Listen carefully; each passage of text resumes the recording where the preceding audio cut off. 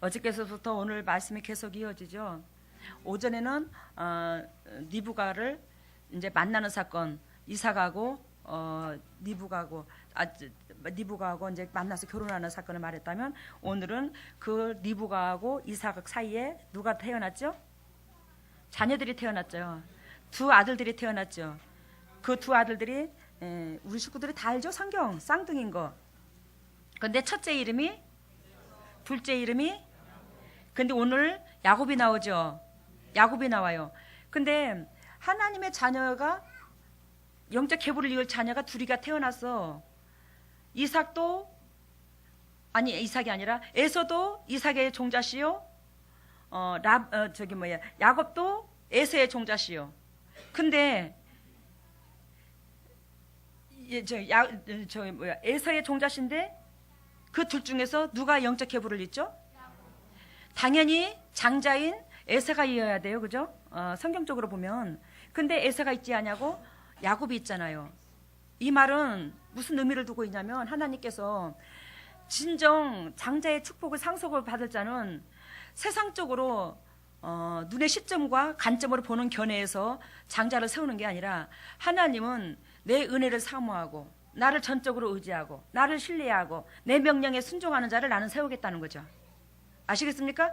그럼에도 그래서 장자인 에서가 영적 계보를 이어야 되는데, 둘째인 야곱이 영적 계보를 잇는 사건이 나와.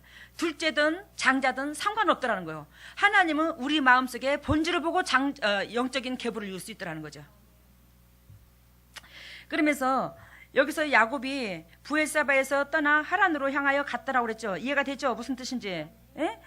한 곳에 이르러 해가 진지라 거기서 유숙하려고 그곳에 한 돌을 취하여 베개하고 거기 누웠더니, 이때 나이가, 야곱의 나이가 몇 살이죠? 에? 야곱의 나이가 몇 살이에요? 40세가 넘었습니다. 근데 40세가 넘은 야곱은 리브가의 스라에서 살았어요. 리브가의 사랑을 다 한뜩 받고, 또 엄마가, 왜 남자는 밖에서 일을 하고 여자는 주방에서 일을 하게 되잖아. 근데 그 야곱은 엄마의 일을 돕는, 참으로 엄마한테 기쁨이 되는 아들이었어요. 그러니까 지금으로 말하면 어떤 표현이 딱 맞냐면, 이 야곱은 아들임에도 불구하고 딸 노릇, 아들 노릇을 다 한 거야. 왜 아들 같으면서도 딸 같은 느낌 드는 아들 있잖아요. 이게 잔정도 많고 부모의 마음도 헤아리고 엄마의 일을 잔심부름을 도와주고 엄마의 밑에서 이렇게 도와주고, 그런 입장의 야곱이었어요. 그러니까 에서는 밖에 사람이고 야곱은 집안의 사람이고. 왜 우리 집안의 사람이 조용해요? 밖에 있는 사람이 조용해요? 집안에 있는 사람이 조용하죠. 집안에 있는 사람은 어떻게 해요? 다소곳하고 조용하고 가정적인 거야. 에서는 청방지축인 거야. 밖으로 돌아다니면서 사냥이나 즐기고, 에서는 집안일을 돕고. 근데 우리도 마찬가지야. 영적으로 기품이 있고 조용하고 하나님 마음을 묵상할 줄 알고 깊이를 생각할 줄 알고 감사할 줄 알고, 그런 자에게 은총이 임한다라 이 말이에요. 그래서 에서가 40살이 넘어서 리브가의 스라를 떠나서 정처 없이 처음으로 밖을 나와본 거야. 객지 생활을 하게 된 거지. 그러니까 이 야곱 딴에는 너무너무 외롭고 지쳐있는 거예요. 앞날이 깜깜하게 두려운 거야. 엄마의 스라를 40이 넘도록 그 엄마 밑에서 있다가 떠나 나왔으니까, 누구를 피해서, 형을 피해서 떠나 나왔으니까 너무너무 마음이 외롭고 지쳐있는데, 그래서 여기서 이 11절에 보니까 한 곳에 이르러 해가 진지라 거기서 유숙하려고 그곳에 돌을 취하여서 베개를 뱉다고 그랬죠. 이 돌을 취해서 베개를 벤다는 것은 그만큼 지금 공고한 삶을 나타내고 있어요. 그 야곱의 그 심정을 그대로 드러내고 있다 이 말이에요. 돌베개는. 알겠어요? 그래서 유숙하고 있는 그 야곱의 이 마음을 표현했는데, 여기에 하나님께서 나타나신 거야. 하나님께서 나타나셔서 사닥다리가 야곱한테 딱 야곱 근처에 이루어지면서 하늘에서 사닥다리가 딱 있는데, 그 하늘에서 뭐요? 천사가 오르락 내리락 하는 걸 보여주는 거예요. 이 뜻은 즉 한마디로 말하면 야곱이 영적 계보를 이어야 될 야곱한테 하나님께서는 은혜의 그릇이 되어서 만나준 게 아니고 하나님은 온전히 성화된 게 아니었어 야곱은 그지? 근데 하나님은 어떻게 해요? 강권이었다는 거지. 여러분들도 나도 하나님의 섭리를 이루시려고 작정하셨다면 여러분들도 나도 강권일 수 있더라는 거예요.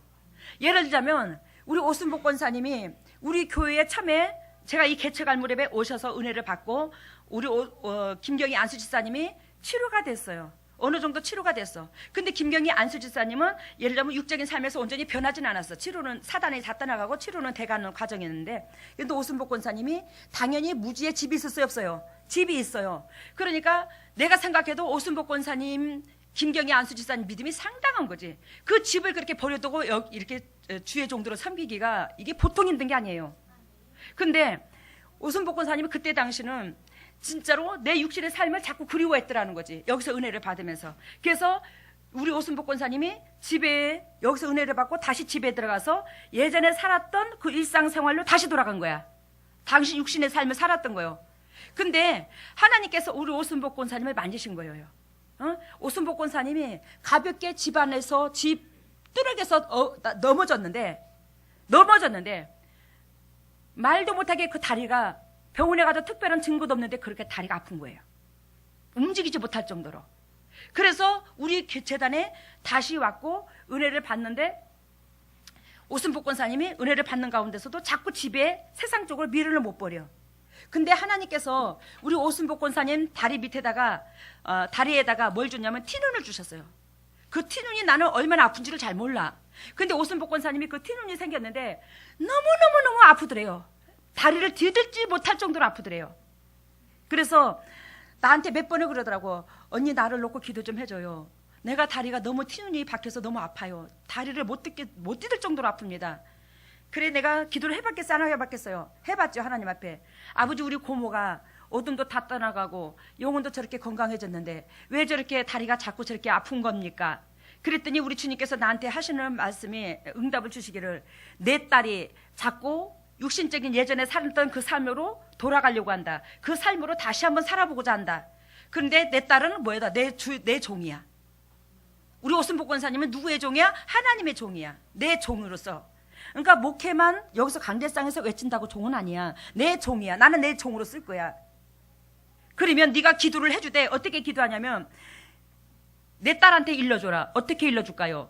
네가 두 번 다시 무주로 안 가겠다고 세상으로 안 돌아가겠다고 신앙 고백을 해라. 그러면 나는 그걸 즉시 고쳐주마. 나는 고쳐줄게. 그러시더라고요. 알겠습니다. 그래서 오순복 권사님이 기도 부탁을 해서 고모 하나님께서 내가 직접 손 얹을 필요도 없고 하나님이 고모의 마음속에 때때로는 무주에 돌아갈까 그런 마음을 한대야. 근데 그 마음을 빨리 돌이키랴. 두 번 다시 그런 생각하지 말이야. 그러면 주님이 고쳐주겠대야. 그래요? 야 우리 하나님 어떻게 내 마음을 그렇게 정확하게 알을까? 알았어요. 그렇게 하지요. 그래갖고 주님 앞에 아버지 나 무주에 안 가겠습니다. 세상 일 안 하겠습니다. 이제 주님의 일만 하겠습니다. 도와주세요. 근데 그 뒷날 즉시 괜찮아져 버린 거예요. 아셨어요? 그 뒷날 즉시 괜찮아져 버렸어. 그처럼 내가 뭔 말을 하고자 하냐면 그만큼 하나님께서 강권적으로 만나줬을 때가 있다는 거예요. 오순복 권사님이 이 일을 할 수 있도록 강권이었어요. 빼면서까지 강권, 만지시면서까지도 강권. 그러니까 이때에 오순복 권사님이나 지금 야곱이나 어떻게 됐어요? 온전히 거듭난 상태는 아니야. 근데 하나님께서 뭐요? 만나주신 거야. 왜? 누구를 보고 만나주셨어요? 믿음의 조상인 아브라함, 이삭복을 보고 만나주신 거야. 아시겠습니까? 아브라함이 덕이 됐고 이삭이 하나님의 뜻대로 한 거야. 그랬더니 그 자녀가 육적이라 할지라도 하나님께서 만나주신 거예요. 우리는 예수 그리스도가 우리 영적인 아버지야. 그리고 우리가 예를 들자면 이삭의 입장이고 아브라함 입장을 하고 칩시다. 우리가 영도 육도 하나님께서 원하시고 바라시는 그 섭리 속에 내가 현재에 그 머물러 있을 때 하나님께서는 내가 육적일지라도 내 자녀가 육적일지라도 우리 가정을 놓지 않을 수 있더라는 거예요. 아시겠습니까? 야곱이 그렇게 해서 만나준 게 아니요. 여러분들의 신앙 때문에 우리의 자녀들이 연약할지라도 끝까지 영적으로 육적으로 회복시킬 수 있는 은총이 임해야 된다 이 말이에요. 그것이 어디에 있냐면 여러분들한테 달려있더라 이 말이에요. 그래서 야곱한테 강권적으로 만나주신 사건이 나왔고 13절 봅니다. 또 본즉 여호와께서 그 위에 서서 가라사대 나는 여호와니 내 조부 아브라함의 하나님 이삭의 하나님이라 너의 누운 땅을 내가 너와 내 자손에게 주리리라. 하나님께서 아브라함의 하나님 이삭의 하나님 했죠. 조금 전에 설교했죠. 하나님께서 아브라함을 믿음에 보시고 이삭의 믿음을 보시고 이삭이 결단과 백세에 얻은 아들이지만 하나님께서 원하시고 바라시는 방향을 틀었잖아요. 오늘 리브가를 만난 사건처럼. 알겠습니까? 그래요. 하나님은 아브라함의 하나님 이삭의 하나님으로 다가온 거야. 그래서 나는 너한테 너희 조부모한테 너희 부모들한테 약속한 것을 나는 결단과 너를 통하여 이룬다. 그래서 나는 너를 강권으로 만나. 나는 너를 강권으로 만나. 그래서 우리 새끼들이 연약할지라도 우리의 믿음을 봐서라도 그 자녀를 복을 안 줄래야 안 줄 수밖에 없는 그런 여건을 우리가 만들어야 된다고. 이걸 기억하시라고요. 14절 내 자손이 땅의 티끌같이 되어 동서남북에 편만할지며 모든 민족 족속이 너와 내 자손을 인하여 복을 얻을 것이라. 이거는 아브라함한테 주는 축복과 이삭에게 주는 축복이 똑같지요. 그죠? 아브라함한테 주는 축복, 이삭에게 주는 축복이 똑같아. 근데 이게 누구한테 또 주는 축복이야? 야곱한테. 야곱은 뭐 했어요? 영적 있어요? 육적 있어요? 육적인데도 하나님께서 이 언약을 합니다. 그러면서 우리 주님께서 우리가 예를 들자면 아브라함이 되고 우리 예수님이 아브라함이 되고 이삭이 된다 하면 우리는 그분의 자녀야. 야곱 같은 족속이야. 알겠습니까? 여러분들아 내가 누구의 족속? 야곱 같은 족속이야. 육이 강해. 내 고집과 내 잣대가 풍성해. 근데 우리가 누구 때문에 복을 받을 수밖에 없다? 예수 그리스도밖에. 예수 그리스도로 말미암아 복을 받을 수밖에 없다. 그분께서 우리를 위하여 값을 지불했기 때문에 그 값을 끝까지 우리 주님께서 찾으려고 지금 현재 우리를 누가 돕고 있다? 성령께서 돕고 계신다. 아셨죠? 무슨 뜻인지.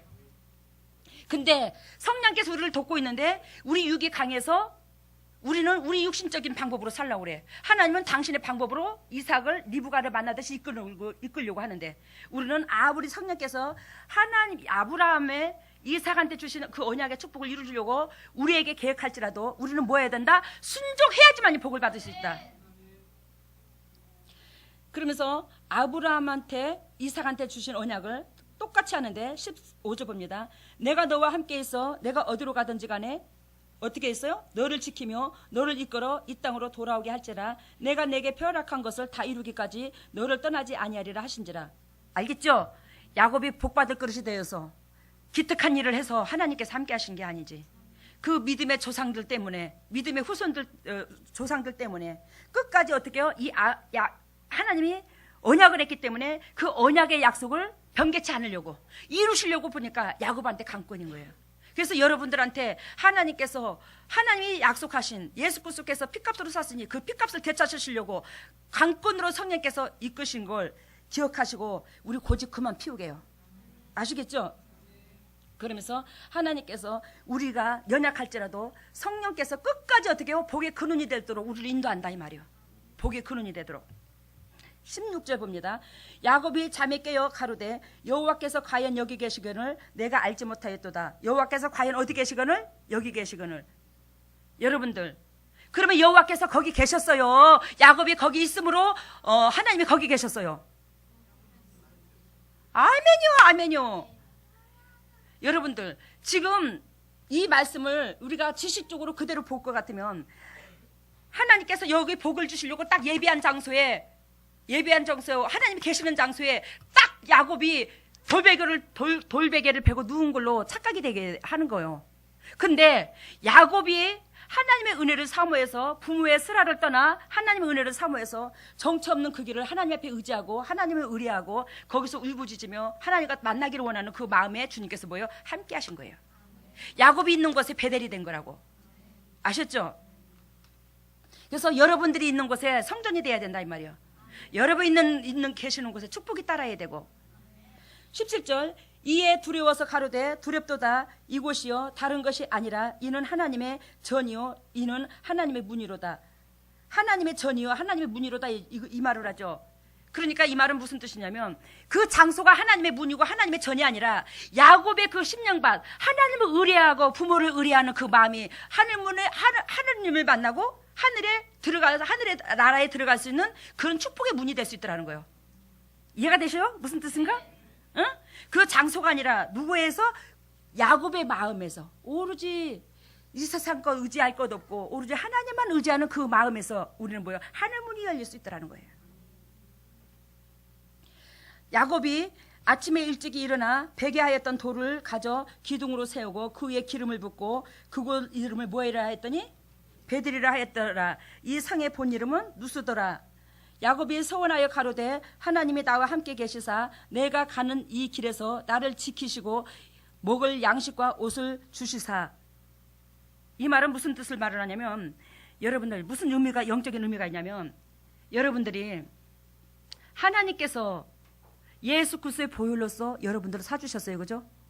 그래서 하나님은 그 거룩한 보혈로 사준 만큼 여러분들이 끝까지 거룩한 자녀가 되기를 원해요. 피값으로 산 만큼 피값의 자녀가 되기를 원한다. 거룩한 자녀가 되기를 원한다 이거예요. 근데 하나님께서 거룩한 자녀가 되기까지 지금 야곱이 과정을 이루는 거야.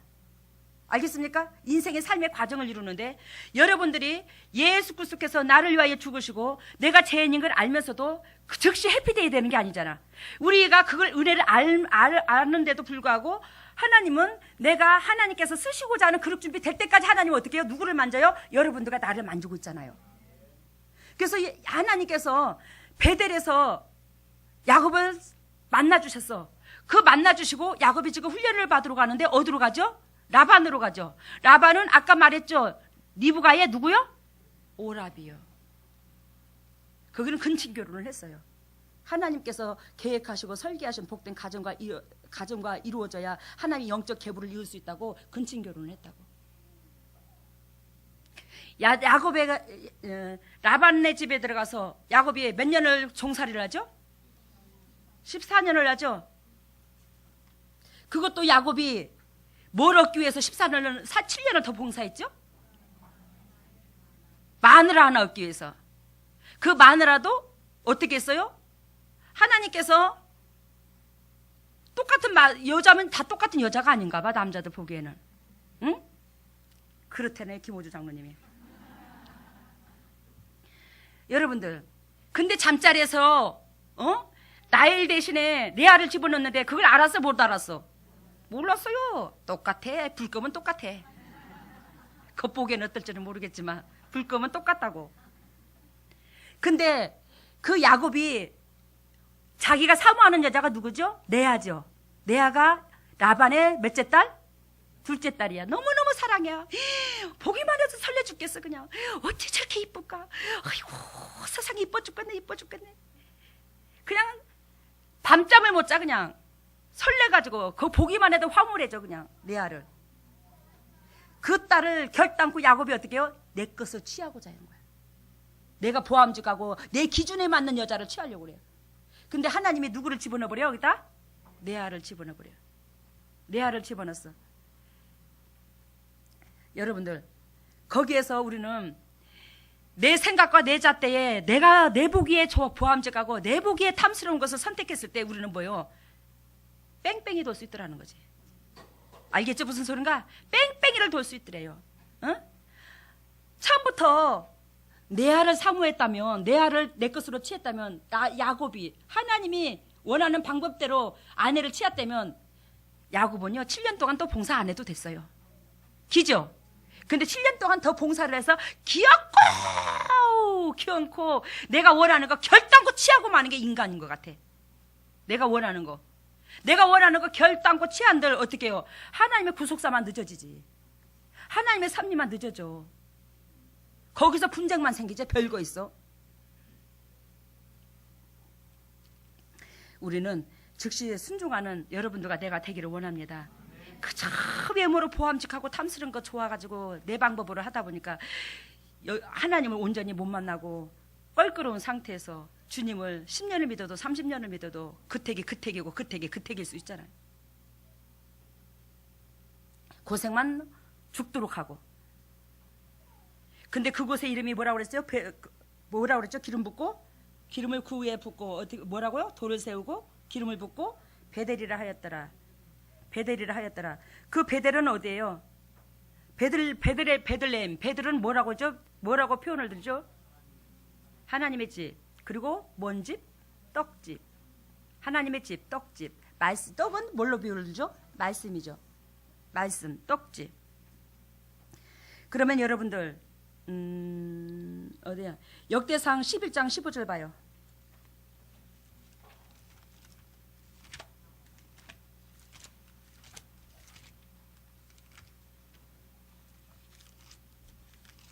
역대상 11장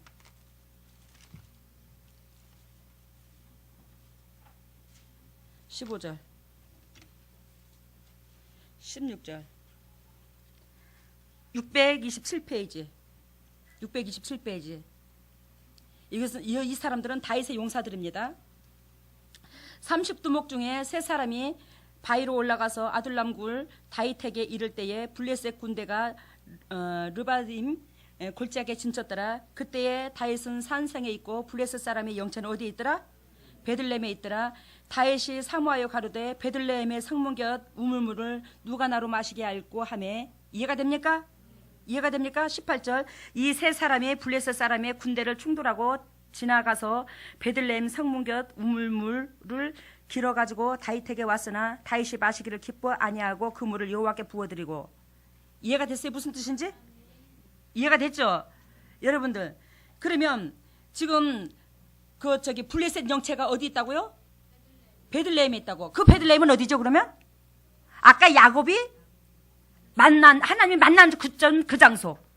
알겠어요? 하나님 만나주신 그 장소인데 그 장소에 블레셋 영체가 있어. 하나님께서 이 베들레헴, 즉 이 떡집, 여기는 결단코 하나님께서 임재하신 땅이고 하나님께서 거룩한 백성에게 주고자 작정하신 땅이야. 근데 거기에 누가 있어요? 블레셋 지역의 영체가 거기 있는 거야. 블레셋 지역이 거기에 우둔해 있다 이 말이요. 근데 블레셋 지역이 거기서 평생 살도록 내버려둘까? 하나님은 쳐부셔버리지. 그래서 블레셋 지역을 쳐부셔버려 나중에. 근데 여기서 베들레헴이 누구의 고향? 다윗의 고향. 아시겠습니까? 베들레헴이 누구의 고향? 다윗의 고향. 그 베들레헴은 곧 누구의? 야곱이 어떻게 한 장소? 에서를 피해서 도망쳤을 때 만나준 장소. 아까 모리아산이 뭐까지 됐다고? 예루살렘 성전까지 됐다고. 아셨죠? 무슨 뜻인지.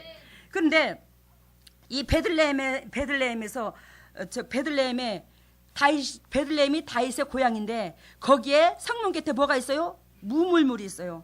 다윗이 지금 블레셋 지역하고 싸워서 당신이 지금 피신해 갖고 있어. 근데 당신의 고향이 너무너무너무너무 그리운 거야. 그 고향이 그리운데 내 고향에 가면 그 우물물이 너무너무 시원하고 달콤한 우물물이 있는데 참 고향이 그리워서 그 물 한 모금만 딱 마셨으면 좋겠다. 그 우물물을 사모했다는 것은 그 고향의 하나님의 말씀과 거기에 있는 은혜와 하나님 임재하셔서 당신한테 만나주신 그 은혜의 모든 것들이 그리웠다 이 말이요. 아셨죠? 그걸 그토록 그리워하는 거야. 당신의 고향의 베들레헴 성문 곁에 우물물. 그것은 다윗에게 하나님께서 만나주신 그 모든 것들이 그리웠다. 그게 너무너무 그리웠다. 객지에 떠들고, 참 객지인 게 아니라 그 블레셋 지역하고 전쟁 중에. 그래서 다윗이 사모하여 가로되 베들레헴 성문 곁에 우물물을 누가 나로 마시게 할꼬. 그랬더니 블레셋 지역의 군대를 어떻게 해요? 충돌하고 다윗의 용사들이 세 사람이 가서 어떻게 해요? 그 우물물을 떠다 주는 거예요. 알아들었죠? 무슨 뜻인가? 그 우물물에는 누가 이미 우둔해 갖고 있는데 블레셋 군대가 우둔해 갖고 있는데 그것들하고 싸워버리고 그 베들레헴 그 성문 곁에 있는 무물물 마시고 싶은 그 마음을 이루어 주기 위해서 그 물을 떠다가 갖다 주는 거예요. 근데 다윗이 그 물을 마셔요? 안 마셔요? 안 마셔요. 안 마시고 그 물을 마시기를 기뻐 아니하고 그 물을 여호와께 부어드리고 가로되 내 하나님이여 내가 결단코 이런 일을 하지 아니하리이다. 생명을 돌아보지 아니하고 갔던 사람들의 피를 내가 어찌 마시리이까. 알겠죠? 다윗의 용사들이 다윗을 그만큼 아름답게 섬겼고 그만큼 따랐는데 그들이 핏값으로 그 물을 떠왔다 이 말이지. 자기 목숨을 내놓고 그 물을 떠왔다 이 말이요. 그래서 다윗은 그 물을 먹지 아니하고 여호와의 단에 부어버렸다는 거야. 하나님의 단에. 그러면 여기서 다윗이 그만큼 신실했더래요. 하나님 앞에, 그 용사들 앞에, 모든 사람들 앞에 누가? 다윗이 그만큼 신실했기에 그 사람의 그 밑에 부하직군이 나온 거야. 근데 거기가 어디요? 베들레헴인 거야. 그만큼 베들레헴에서 하나님께서 다윗이 태어나고 다윗이 그렇게 훌륭한 사람으로 인도하신 거예요. 누구의 계보를 이으려고? 아브라함의 계보, 하나님의 계보를 이으려고. 알아들으셨죠? 근데 그 장소에서 누가 태어나죠 또? 예수 그리스도. 아시겠습니까? 예수 그리스도가 베들레헴에서 태어나잖아요. 베들레헴에서. 여러분들 오늘 말씀드렸죠. 여러분들이 육적으로 사적으로 내 개인적인 관계성에서 하나님을 믿지 말라고. 모든 공동체 만민의 어미요 만민의 아비인 우리가 되기를 원한다고. 그래서 결혼하지 않는 사람은 하나님의 메시지를 이어줄 사람, 또한 하나님의 축복을 이어줄 사람, 또한 내 신앙을 이어줄 사람, 그리고 내 주위의 환경의 모든 사람들이 복을 얻으려고 예배하신 사람, 그런 사람을 우리는 만나야 된다는 거예요. 결단코 그런 사람들을 우리 주님은 예배해 놓고 기다리신다는 거예요. 하나님의 언약의 약속을 이루기 위해서 모든 것을 작정하신 것처럼. 그래서 모리아 산이 예루살렘 성전까지 되기까지, 베들레헴이 그 야곱이 정처 없이 진짜 하늘을 벽에 삼아 달을 벽에 삼아 예를 들어 그렇게 자랐던 그 장소에서 누가 돼요? 예수 그리스도가 태어나 버려. 하나님이 거기서 임재하셔 버렸잖아요. 그런 것처럼 우리는 그 목적 가운데 되어져 가야 된다는 거죠. 여러분들과 내가. 그러니까 결단코 나 혼자만이 생각이 아니라는 거예요. 나 혼자만의 인생이 아니라는 거예요. 모든 사람들이 하나님의 뜻과 내 주위의 많은 영혼들과 내 가정과 영적 계보와 하나님께서 예비하신 그 상속의 축복을 누리고자 못 누리고자 하는 것은 우리한테 달렸다는 거예요. 본인한테. 근데 본인이 그 축복을 받도록 하나님은 유도를 하는데 내 고집과 잣대가 강해서 나는 반대 방향으로 가면 결단코 하나님의 약속을 못 이룹니다. 누구처럼? 에서처럼. 아시겠습니까? 응? 그래서 우리 에서를 보면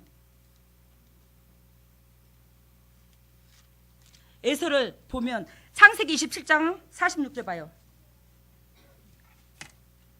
어저께 이 말씀 읽어드렸는데요. 창세기 27장 46절 봅니다. 같이 읽습니다. 리브가가 이삭에게 이르되 내가 햇사람의 딸들을 인하여 나의 생명을 싫어하거늘 야곱이 만일 이 땅의 딸들 곧 그들과 같은 햇사람의 딸들 중에서 아내를 취하면 나의 생명에 내게 무슨 재미가 있으리이까. 이게 누가 하는 말이죠? 리브가가 하는 말이죠. 근데 압달렉에서 26장 34절 35절 같이 읽어요. 26장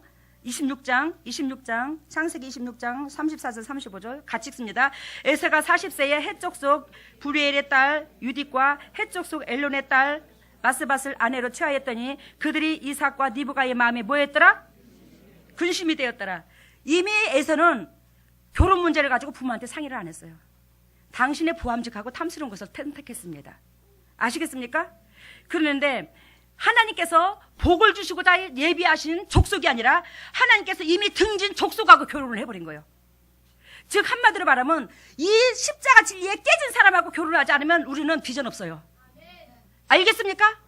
근데 정말로 아무리 과부라 할지라도, 예를 들자면 솔직히 말합니다. 내가 아무리 과부라 할지라도, 결혼을 처음이 아니고 과부라 할지라도, 또한 한쪽 다리가 없을지라도, 한쪽 눈을 못 본다 할지라도, 한쪽 다리가 잘렸을지라도 그 사람 속에 이 진리에 깨졌다면, 이 진리에 깨지고자 하는 본질의 마음이 있다면 그 사람은 영적 계보를 이어. 외향적으로 상관없어. 알겠어요? 그런데 여기서 이미 이삭과 리브가의 마음이 너무 근심되어서 하나님 앞에 묻지도 않았고, 누가? 에서가 결혼한 상대자를 리브가한테, 이삭한테, 자기 부모한테도 묻지도 않고 보암직한 것을 선택해버린 거야. 지 눈에 보기에 좋은 것을. 그래서 46절에 조금 전에 읽은 것처럼 리브가가 이삭에게 이르되 햇사람의 딸들로 인하여 나의 생명을 뭐예요? 싫어하거늘. 그 리브가로 통해서, 아니 리브가가 아니라 그 누구의? 햇사람의 딸들로 통해서, 그 햇사람의 딸들은 누구죠? 곧 에서의 마누라들이야. 에서의 마누라들. 그 부인들로 통해서 큰 며느리지. 그러니까 리브가의 큰 며느리들로 통해서 너무너무 속상해 죽겠디야. 하나님 진리에 안 따라온디야. 하나님께서 우로 가라면 반대 방향으로만 간디야. 너무너무 속상해. 그 에서가 못났을지라도 그 와이프들이 에서를 그리스도 본질의 마음으로 잘 인도했으면 에서는요 상속자예요. 알겠습니까? 상속자인데 그것을 상속을 못 받게 하는 거예요, 이 마누라들이. 그러니까 악한 도구로 쓰임 받는 거지. 그런데 여기서 리브가가 하는 말이 그 해적 속의 딸들로 통해서 내 생명을 싫어한다. 내가 살아있는 게 고달퍼.